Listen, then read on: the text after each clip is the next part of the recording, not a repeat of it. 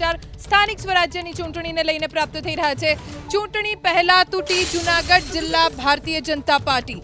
જૂનાગઢ ભાજપના નેતા જોલિત બુશા જોડાયા કોંગ્રેસમાં। સાસણ બેઠકના પૂર્વ ડેલિગેટ જોલિત બુશા કોંગ્રેસમાં જોડાયા। જોલિત બુશાનો ધારાસભ્ય અરવિંદ લાડાણી સામે આક્ષેપ।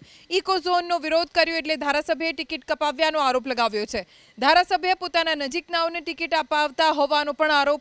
જોલિત બુશા કોંગ્રેસમાંથી સાસણ જિલ્લા પંચાયતની સીટ ઉપર લડશે ચૂંટણી।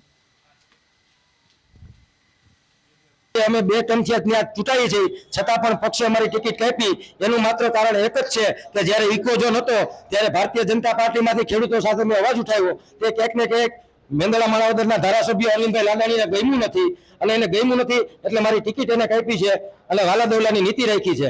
એટલે મેં તમામ પદ પરથી મેં રાજીનામું આપ્યું છે અને હવે હું રાષ્ટ્રીય કોંગ્રેસમાં જોઈન થાઉં છું અને આજીવન હું ભારતીય રાષ્ટ્રીય કોંગ્રેસમાં રહીશ।